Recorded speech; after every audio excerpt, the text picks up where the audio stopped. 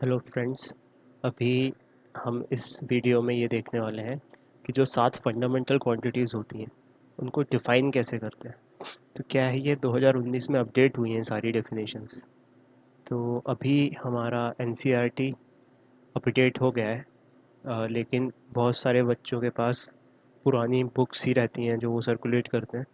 तो मैंने डायरेक्टली ये रिसर्च पेपर ही उठा लिया है। इसको समझ लेते हैं। बहुत इंटरेस्टिंग है, कुछ कुछ डेफिनेशंस चेंज हुई हैं। तो फंडामेंटल क्वांटिटीज़ को डिफ़ाइन करने के लिए सबसे पहले हमें कुछ डिफ़ाइनिंग यूनिट समझनी होगी, है ना। तो कुछ डिफ़ाइनिंग यूनिट्स समझते हैं। सबसे पहली डिफ़ाइनिंग यूनिट है the unperturbed ground state hyper fine transition frequency of the caesium 133 atom. इसको रिप्रेजेंट किया गया है सिंबल डेल्टा न्यू, और यहाँ पे लिखा हुआ है सी एस। और उस फ्रीक्वेंसी को, जिस फ्रीक्वेंसी की बात की गई है, वो ये है 9192631770 हर्ट्स। ठीक है। अब अनपर्टर्ब्ड का क्या मतलब होता है कि सबसे पहले तो ये फ्रीक्वेंसी क्या, किस चीज़ की फ्रीक्वेंसी है। तो हम जानते हैं कि सीजियम एक रेडियो एक्टिव एलिमेंट है जो डीएक्टिवेट हो रहा है। ठीक है, तो उसकी जो फ्रीक्वेंसी एलिमिनेट होता है, जिस फ्रीक्वेंसी जो फ्रीक्वेंसी वो एलिमिनेट कर रहा है, जिस फ्रीक्वेंसी से वो डिसइंटीग्रेट हो रहा है, उस चीज़ को हम उसके ग्राउंड स्टेट की हाइपर फाइन ट्रांजिशन फ्रीक्वेंसी बोल रहे हैं। और अनपर्टर्ब्ड का ये मतलब है कि उसमें कोई मैग्नेटिक फील्ड नहीं है ना। कि अगर सीजियम एटम को हम कोई मैग्नेटिक फील्ड में रखेंगे तो फिर उसकी रेडियो एक्टिविटी चेंज होती है। तो ये हम वैक्यूम में रखे हुए हैं, इसलिए इसको अनपर्टर्ब्ड बोला गया है। ठीक है, उससे कोई मतलब नहीं है, ये जस्ट डिफाइनिंग कांस्टेंट है ये। सेकंड डिफाइनिंग कांस्टेंट, इसके बेसिस पे क्या डिफाइन करेंगे हम, इसके बेसिस पे डिफाइन करेंगे टाइम को। ठीक है, फिर अगला डिफाइनिंग कांस्टेंट है speed of light in vacuum. इसकी वैल्यू भी फिक्स कर दी, 299792458 मीटर पर सेकेंड। ये तो पता है हमें। इसके बेसिस पे हम डिफाइन करेंगे लेंथ को। टाइम डिफाइन हो गया, फिर लेंथ डिफाइन करेंगे। फिर तीसरा डिफाइनिंग कांस्टेंट उन्होंने डिफाइन किया है द प्लैंक्स कांस्टेंट। इसकी वैल्यू है 6.62607015 into 10 to the power -34 joule second. इसके बेसिस पे हम मास को डिफाइन करेंगे। ठीक है, फिर चौथा डिफाइनिंग कांस्टेंट है the elementary charge E is equal to 1.6021766634 into 10 to the power -19 coulomb. इसके बेसिस पे हम करंट को डिफाइन करेंगे। ठीक है, Boltzmann constant next defining constant है। इसकी वैल्यू है 1.380649 into 10 to the power -23 joule per kelvin. इसके बेसिस पे हम टेम्परेचर को डिफाइन करेंगे। ठीक है, उसके बाद नेक्स्ट डिफाइनिंग कांस्टेंट है एवोगैड्रो कांस्टेंट Na, जिसकी वैल्यू है 6.02214076 इंटू 10 to the power 23 पर मोल। इसके बेसिस पे हम अमाउंट ऑफ सब्सटेंस डिफाइन करेंगे। ठीक है, नेक्स्ट डिफाइनिंग कांस्टेंट है the luminous efficacy of monochromatic radiation of frequency 540 into 10 to the power 12 hertz. उसको रिप्रेजेंट किया है के सी डी से, और जिसकी वैल्यू है 683 ल्यूमन पर वॉट। इससे हम ल्यूमिनस इंटेंसिटी को डिफाइन करेंगे। ठीक है, तो कुल मिला के ये 1 2 3 4 5 6 7 डिफाइनिंग कांस्टेंट डिफाइन किए गए हैं। इनके बेसिस पे हम यूनिट्स को डिफाइन करेंगे। ठीक है, स्टैंडर्ड फंडामेंटल यूनिट्स को डिफाइन करेंगे। तो ये वैल्यूज़ इनकी क्या क्या है ये हमें याद नहीं रहना चाहिए, ऐसे रटने की ज़रूरत नहीं है। बस ये पता होना चाहिए कि इनमें से कौन डिफाइनिंग क्वांटिटीज, डिफाइनिंग फैक्टर्स है। तो इसको समराइज कर लेते हैं। The 7 defining constant. पहला क्या है, पहला है hyperfine transition frequency of caesium.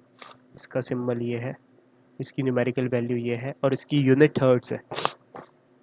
ये तुम्हें टेबल अपने नोट्स में बनानी है ना।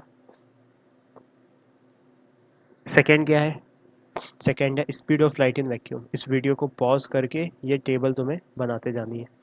सेकंड है speed of light in vacuum, इसकी यूनिट, इसकी सिंबल है सी, न्यूमेरिकल वैल्यू है ये, और यूनिट है मीटर पर सेकेंड। थर्ड है प्लैंक्स कांस्टेंट। इसका सिंबल है स्मॉल h, वैल्यू ये है और यूनिट है joule second. Elementary charge, fourth defining constant is elementary charge, इसका सिंबल E है, वैल्यू ये है और यूनिट कूलम जानते हैं हम। फिफ्थ है बोल्ट्जमैन कांस्टेंट, इसको स्मॉल के से रिप्रेजेंट कर रहे हैं 1.3। बोल्ट्जमैन कांस्टेंट क्या होता है? Universal gas constant upon Na। तो अब ये डिफाइनिंग कांस्टेंट है K और आगे चल के वो के थ्रू सिक्स्थ वाला भी Na भी डिफाइनिंग कांस्टेंट है, तो R को भी हम ऐसे रिप्रेजेंट कर सकते हैं बोल्ट्जमैन कांस्टेंट इनटू Na। ठीक है, sixth is Avogadro constant, Na symbol है इसका, ये इसकी न्यूमेरिकल वैल्यू है, इसकी यूनिट क्या है? पर मोल। फिर सेवंथ ल्यूमिनस एफिकेसी। एफिकेसी शब्द का लिटरल मीनिंग इस टाइप से होता है कि प्रभाव क्या है, एफिकेसी मतलब कि प्रभाव टाइप कुछ, तो ल्यूमिनस मतलब कि लाइट का प्रभाव टाइप कितना है, तो के सी डी इसका सिंबल है और 683 यूनिट है इसकी 683 न्यूमेरिकल वैल्यू है और यूनिट है ल्यूमन पर वॉट। ठीक है, तो ये 7 डिफाइनिंग कांस्टेंट के बेसिस पे हम अब करने जा रहे हैं डिफाइन फंडामेंटल क्वांटिटीज़ को। तो डायरेक्ट पहुंचते हैं definitions of SI quantities. Which are SI quantities हमें पता ही है, time, length, mass, electric current, thermodynamic temperature, amount of substance, luminous intensity. सबसे पहले सेकंड को डिफाइन करते हैं। तो ये जो हाईलाइटेड है ये तुम्हें लिखना है। तो सबसे पहले ही फंडामेंटल क्वांटिटी डिफाइन कर रहे हैं हम, सेकंड। द सेकंड, इसका सिंबल एस है, is the SI unit of time. It is defined by taking the fixed numerical value of the caesium frequency delta nu C S, वही जो हमने अभी देखा।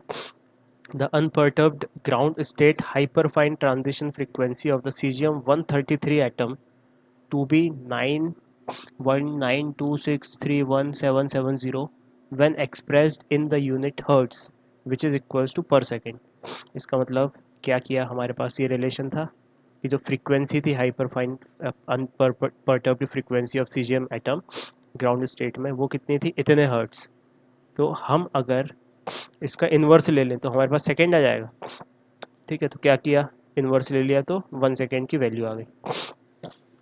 ठीक है, so the effect of this equation is, तो इस इक्वेशन, इस डेफिनेशन का इफेक्ट क्या है कि second is equal to the duration of these many periods of radiation corresponding to the transition between the two hyperfine levels of the unperturbed ground state of the CS133 atom।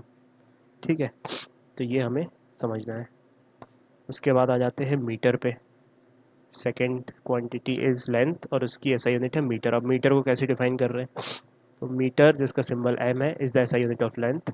It is defined by taking the fixed numerical value of the speed of light in vacuum. c को fix मान लिया हमने कि इतनी c की value है when expressed in the unit meter per second where the second is defined in the terms of the cesium frequency। तो हम सेकंड का इस्तेमाल कर रहे हैं मीटर को डिफाइन करने के लिए, और सेकंड को डिफाइन कैसे किया था? सीजियम फ्रीक्वेंसी के टर्म्स में। तो हम ये रिलेशन लिखेंगे इसमें, c is equals to this much meter per second, और इसका इन्वर्स ले लेंगे तो मतलब मीटर को एक तरफ ले लेंगे, बाकी सारी चीज़ें एक तरफ रख देंगे, तो मीटर निकल के आ जाएगा हमारे पास, है ना। तो c और डिफाइनिंग कांस्टेंट c और डिफाइनिंग कांस्टेंट सीजियम फ्रीक्वेंसी के टर्म्स में हमने मीटर को डिफाइन कर दिया। ठीक है, तो मतलब सबसे अगर लिखते जाए, सेकंड में कौन सा डिफाइनिंग कांस्टेंट यूज़ हुआ? Defining constant used was caesium frequency. ठीक है, मीटर को डिफाइन करने में कौन सा डिफाइनिंग कांस्टेंट यूज़ हुआ? यहाँ पे ब्रैकेट में लिख रहा हूँ, एक तो सी यूज़ हुआ और सीजियम फ्रीक्वेंसी यूज़ हुई। ठीक है, अब इसका मतलब क्या है कि 1 meter is the length of the path travelled by light in the vacuum during the time interval which, इतने ड्यूरेशन के टाइम इंटरवल में जो लाइट ट्रेवल करती है वो डिस्टेंस होता है 1 मीटर। फिर तीसरे पे आ जाते हैं, किलोग्राम। द किलोग्राम जिसका सिंबल kg है is the SI unit of mass. It is defined by taking a fixed numerical value of the Planck's constant h to be इतना। प्लैंक्स कांस्टेंट की वैल्यू फिक्स कर दी when expressed in the unit joule second which is equals to kg meter square per second, where the meter and the second are defined in terms of c and delta nu cs. तो हमारे पास ये relation है, h को ऐसे लिख दिया, h is equals to this much numerical value और ये यूनिट. अब kg को एक तरफ लाना है, बाकी सारी चीज़ें एक तरफ फेंकनी है, तो kg को इस तरीके से लिख दिया बाकी सारी चीज़ें करके. और अब मीटर पर मीटर स्क्वायर और सेकेंड को किसके टर्म्स में लिख दिया, मीटर स्क्वायर, और इसको हमने सी और सीजियम फ्रीक्वेंसी के टर्म्स में लिख दिया. तो फाइनली हमने 1 kg को किसके टर्म्स में डिफाइन कर दिया, एच के टर्म्स में, सीजियम फ्रीक्वेंसी के टर्म्स में और स्पीड ऑफ लाइट के टर्म्स में. तो किलोग्राम को कैसे डिफाइन किया है, एच के टर्म्स में, सीजियम फ्रीक्वेंसी के टर्म्स में और स्पीड ऑफ लाइट के टर्म्स में, 3 डिफाइनिंग कॉन्स्टेंट्स इसको कर दिया. अच्छा, ये जो डेफिनेशन है किलोग्राम की, ये पुरानी डेफिनेशन से अलग है. The previous definition of the kilogram fix the value of mass of the international prototype of the kilogram. ठीक है, पुरानी डेफिनेशन के हिसाब से पैलेडियम इरिडियम का एक अलॉय था, वो पेरिस के किसी म्यूजियम में रखा हुआ था, उसको 1 किलोग्राम डिफाइन किया गया था, यानी कि मास को फिक्स किया गया था. तो लेकिन अब यहाँ पे हमने किसको डिफाइन किया है, हमने एच को फिक्स किया है. इसका मतलब जो मास है प्रोटोटाइप का, वो एक्सपेरिमेंट के बेसिस पे निकाला जाएगा, वो अब फिक्स्ड नहीं रह गया. तो ये चेंज है बहुत इंपॉर्टेंट. तो इनफैक्ट ये केवल स्टूडेंट्स के लिए ही नहीं, जो फिज़िक्स फ्रेटर्निटी में सब रुचि रखते हैं, उनके लिए भी बहुत इम्पॉर्टेंट है कि हमें अब स्टूडेंट्स को अलग तरीके से ये बताना पड़ेगा. तो कुल मिला के क्या, प्रीवियस डेफिनेशन के हिसाब से मास फिक्स था, लेकिन अब प्लैंक्स कांस्टेंट फिक्स्ड है. पहले मास फिक्स्ड करके प्लैंक्स कांस्टेंट को डिटरमाइन करते थे एक्सपेरिमेंटली, अब प्लैंक्स कांस्टेंट को फिक्स करके मास को एक्सपेरिमेंटली डिटरमाइन करेंगे. ठीक है, ठीक है, अभी ये ऐसा हो गया है. ठीक है, अब आ जाते हैं क्या कहना, तीसरा चौथा फोर्थ आ गए हम एम्पियर पे. ये भी चेंज हुआ है. सो एम्पियर जिसका सिंबल है इज ऐसा यूनिट ऑफ इलेक्ट्रिक करंट, ये सब हम जानते हैं. अब it is defined by taking the fix numerical value of the elementary charge की फिक्स न्यूमेरिकल वैल्यू ले ली, ये when expressed in the unit C, जितने कूलम्स में लिख ली, which is equals to ampere second. Coulomb is nothing but ampere second, where the second is defined in terms of caesium frequency. तो हमने ये वाले रिलेशन को लिखा यहाँ पे कि हमने फंडामेंटल एलिमेंट्री चार्ज को E is equals to this much numerical value into ampere second लिख लिया. अब हम किसको डिफाइन करना चाहते हैं, एम्पियर को. तो बाकी सारी चीज़ें एक तरफ लेके चले गए, है ना. अब बचा क्या यहाँ पे, सेकेंड इनवर्स. सेकेंड इनवर्स को कैसे लिख देंगे, हमने जैसे फ्रीक्वेंसी सीजियम फ्रीक्वेंसी के टर्म्स में सेकेंड को लिख देंगे, तो लिख दिया. तो फाइनली हमारे पास 1 एम्पियर, इतनी numerical value multiplied by caesium frequency multiplied by fundamental elementary charge. तो हमने इस चीज़ को, एम्पियर को, दो डिफाइनिंग कांस्टेंट्स, एक तो एलिमेंट्री चार्ज और एक सीजियम फ्रीक्वेंसी के टर्म्स में डिफाइन कर दिया. ठीक है, अब इसका मतलब क्या है, इसका मतलब है कि 1 ampere is the electric current correspond to the flow of 1 these many elementary charges per second. इतने एलिमेंट्री चार्ज बहेंगे एक सेकेंड में, जो कि इलेक्ट्रॉन का चार्ज होता है टू बी प्रिसाइज. तो एक एम्पियर का करंट बहेगा. अच्छा, प्रीवियस डेफिनेशन क्या थी एम्पियर की, प्रीवियस डेफिनेशन थी एम्पियर की was based on the force between two current carrying conductors and had the effect of fixing the value of vacuum magnetic permeability mu naught. तो जो हम डिफाइन करते थे, यहाँ पे लिख देता हूँ, ये 11th के बच्चे अभी नहीं समझ पाएंगे. 12th में जिन्होंने फोर्स पर यूनिट लेंथ पढ़ लिया होगा दो करंट कैरिंग कंडक्टर के बीच में, वही समझ पाएंगे. तो mu naught I1 I2 upon 2πd हुआ करता था. ठीक है, तो हम बोलते थे कि अगर दो में पैरेलल 1 मीटर से सेपरेटेड करंट कैरिंग कंडक्टर्स लिखे हुए हैं लॉन्ग इनफ, तो अगर उनके बीच में 1 मीटर का सेपरेशन है, तो उसको जो एक्सपीरियंस करने वाला फोर्स होता है 2 × 10⁻⁷ न्यूटन पर मीटर पर यूनिट लेंथ इतना फोर्स लगेगा, तो हम बोलते थे कि 1 एम्पियर करंट है दोनों में, है ना। अब ये डेफिनेशन चेंज हो गई है। तो पुरानी डेफिनेशन के हिसाब से हमने क्या किया था, हमने मैग्नेटिक परमेबिलिटी म्यू नॉट की वैल्यू फिक्स कर दी थी, ठीक है, जो कितनी होती थी 4 × 10⁻⁻⁷। लेकिन अब ये फिक्स नहीं है। अब कौन फिक्स है, अब चार्ज फिक्स है। हम पहले चार्ज की वैल्यू को एक्सपेरिमेंटली डिटरमाइन करते थे, फंडामेंटल चार्ज, इलेक्ट्रॉन के चार्ज की वैल्यू को। लेकिन अब कौन फिक्स है, अब चार्ज की ई की वैल्यू फिक्स्ड है, और ये हमें एक्सपेरिमेंटली डिटरमाइन करना है, ठीक है। तो now who is fixed, now E is fixed. Experimentally determine किसे करना है, म्यू नॉट को। अब सी भी फिक्स्ड है, क्योंकि हम 1/μ0 ε0 को सी स्क्वायर लिखते हैं, रिलेशन तो वही रहेगा, ये चेंज नहीं हुआ है। अब इसको एक्सपेरिमेंटली डिटरमाइन करना है, तो इसका मतलब कि ε0 को भी डिटरमाइन करना है एक्सपेरिमेंटली, मैग्नेटिक इलेक्ट्रिकल परमिटिविटी को भी एक्सपेरिमेंटली डिटरमाइन करना है। एक और टर्म होती है impedance of vacuum. Impedance of vacuum को हम कुछ इस तरीके से डिटरमाइन करते हैं, Z0/μ0 = C। ये लिखा जाता था पहले। तो इसका मतलब Z0 को भी एक्सपेरिमेंटली डिटरमाइन करना पड़ेगा। What was that, that was impedance of vacuum.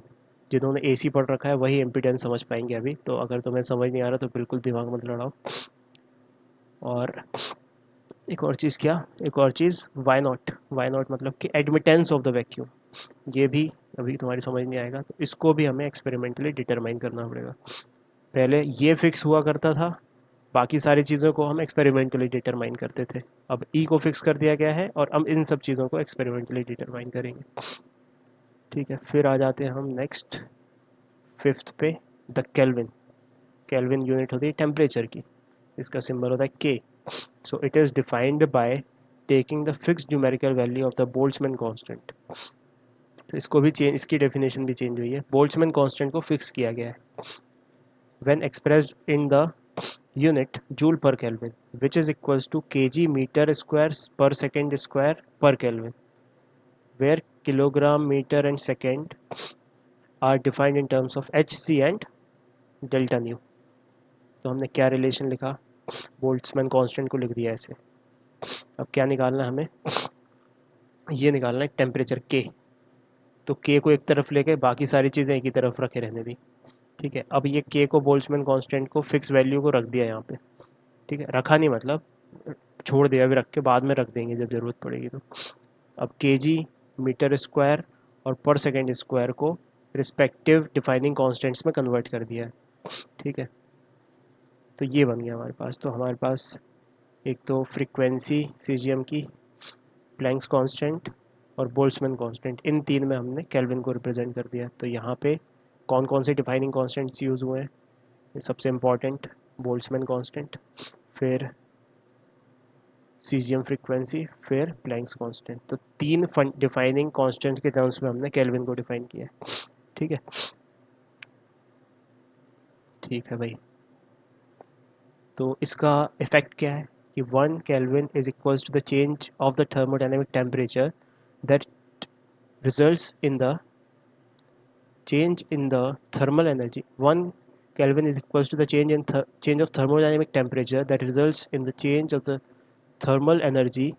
ये KT जो है, ये है K for Boltzmann constant, T for temperature, by 1.306498 10 to the power -19 joule. मतलब इतना जूल अगर वो चेंज हुआ है, एनर्जी, थर्मल एनर्जी चेंज हुई है, इसका मतलब कि 1 केल्विन का टेम्परेचर चेंज हुआ है, ठीक है। पुरानी डेफिनेशन क्या थी केल्विन की, ट्रिपल पॉइंट ऑफ वाटर से डिफाइन करते थे।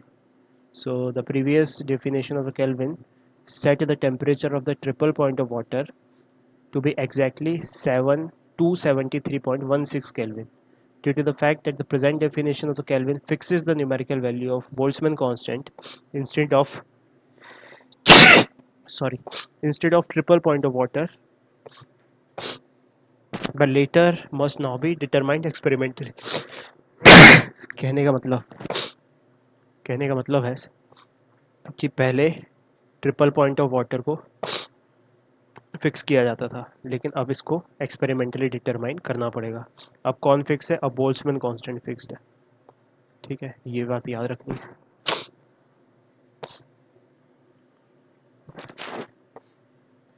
ठीक है, फिर आ जाते हैं मोल पे। कितने हो गए? 5। Six is the mole.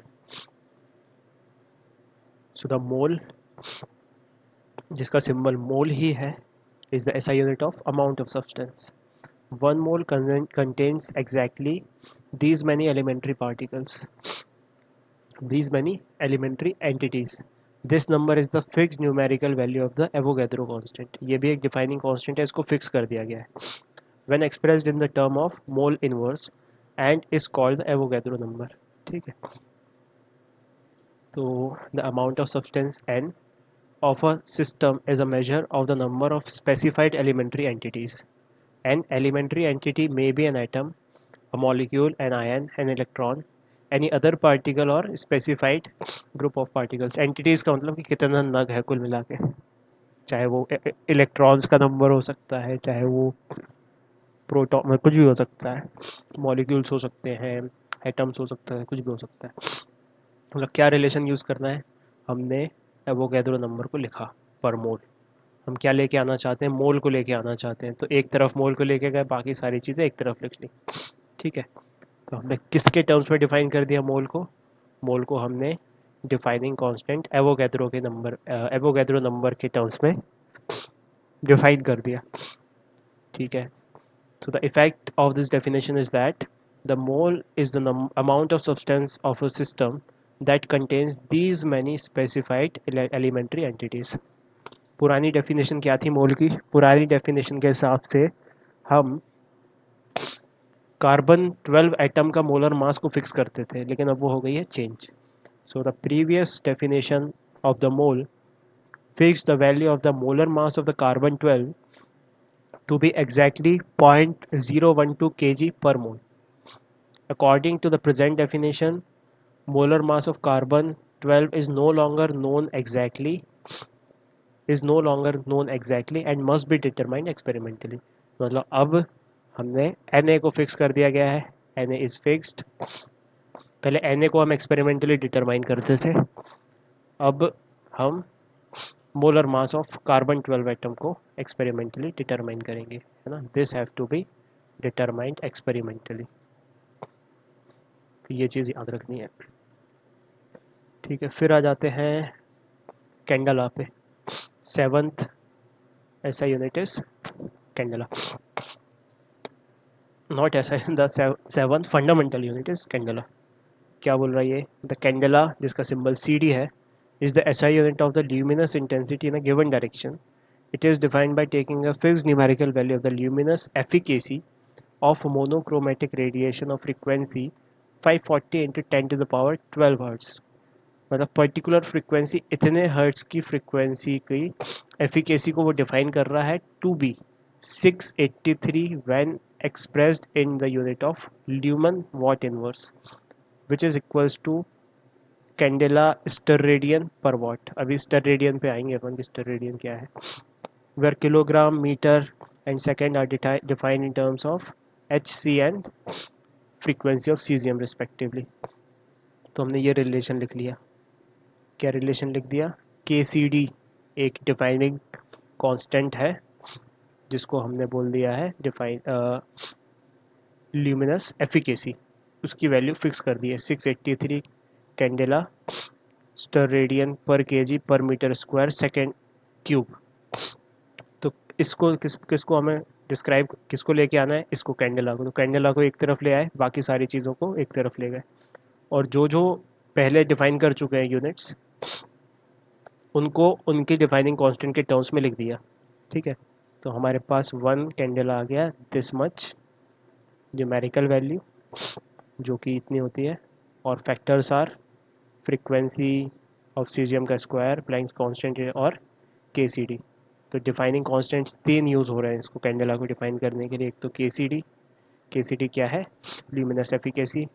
एक हो रहा है अपना फ्रीक्वेंसी ऑफ सीजियम, और एक हो रहा है प्लैंक्स कांस्टेंट। 3 चीज़ें, 3 फैक्टर्स यूज़ हो रहे हैं इसको डिफाइन करने के लिए।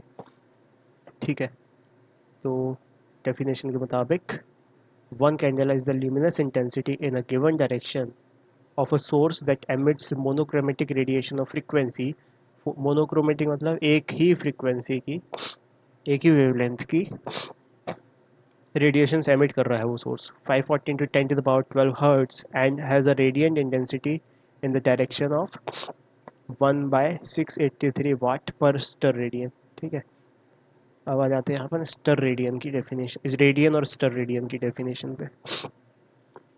तो स्टर रेडियन और रेडियन भी derived quantities हैं. तो derived quantities are defined as the products of powers of the base units. When the numerical factor of this product is 1, the derived units are called coherent derived units. तो जब इनका दो fundamental quantities का हम ratio ले लेते हैं या derived units का न्यूमेरिकल फैक्टर प्रोडक्ट 1 आ जाता है, उसको बोलते हैं कोहेरेंट डेराइव्ड यूनिट. रेडियन और स्टर रेडियन भी कोहेरेंट डेराइव्ड यूनिट है क्योंकि उनका डायमेंशनलेस है. तो आ जाते हैं बिना टाइम को वेस्ट किए रेडियन पे.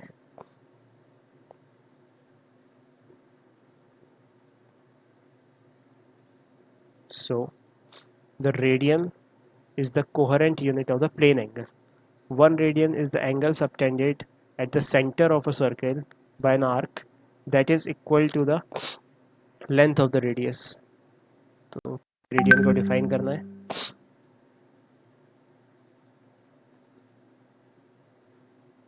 यहाँ पे लिख लेते हैं प्लेन एंगल है, तो हमें पता है कि एंगल को कैसे डिफाइन करते हैं, आर्क बाय रेडियस. तो आर्क कितनी लेनी है, आर्क रेडियस के बराबर ही लेनी है, तब एक रेडियन डिफाइन होगा. ठीक है, so 1 radian is equals to R by R, that is 1 radian. ठीक है, कैसे डिफाइन करते हैं हम डिफाइन कैसे करते हैं किसी भी एंगल थीटा को, arc arc length theta is defined as arc length divided by radius.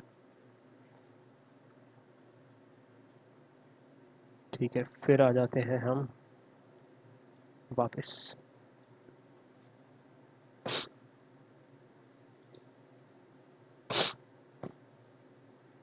So it is also the unit of phase angle. जो हम फेज एंगल पढ़ते हैं SHM या AC में, उसकी भी ये यूनिट है.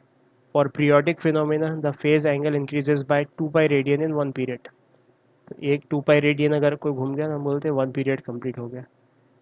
रेडियन पहले सप्लीमेंट्री यूनिट थी, अब ये सप्लीमेंट्री यूनिट नहीं है, हटा दिया गया 1995 में. तो अब इसको सप्लीमेंट्री यूनिट नहीं बोलते, 7 फंडामेंटल यूनिट्स हैं और ये एक डिराइव्ड यूनिट है. फिर आ जाते हैं हम स्टर रेडियन पे. Steradian is also coherent unit for solid angle. 1 steradian is the solid angle subtended at the center of the sphere by an area of the surface that is equal to the squared radius. Radius का square कर देंगे उतना area.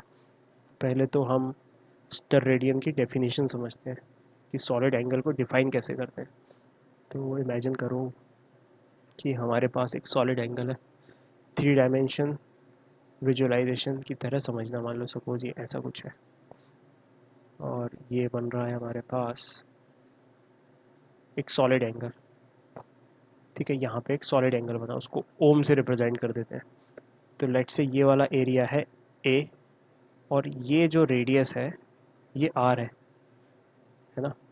तो हम इस stir radian इस solid angle को define करते हैं एरिया जो भी इसने स्वाइप किया है डिवाइडेड बाय रेडियस का स्क्वायर. ठीक है, तो इसको इसकी डेफिनेशन 1 स्टर रेडियन को हम कुछ इस तरीके से डिफाइन करते हैं. अगर ये एरिया रेडियस का स्क्वायर हो जाए, रेडियस का स्क्वायर मतलब कैसे, उसकी डेफिनेशन में लिखा है कि स्क्वायर्ड रेडियस. ठीक है, ये लिखा हुआ है.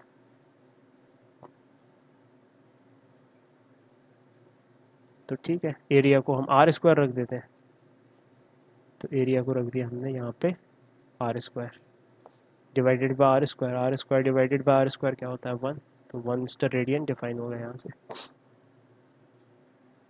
मतलब कुल मिला के ये वाला जो एरिया है, ये वाला area that is nothing but R square, जो भी ये रेडियस है. ठीक है,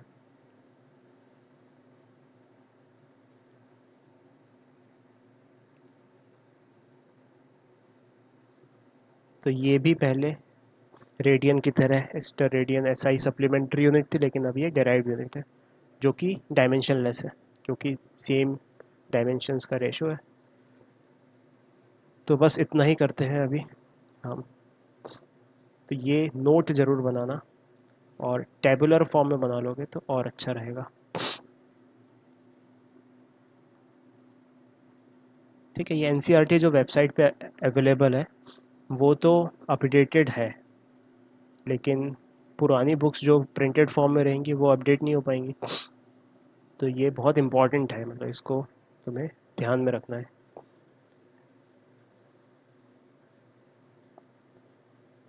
ठीक है, थैंक यू।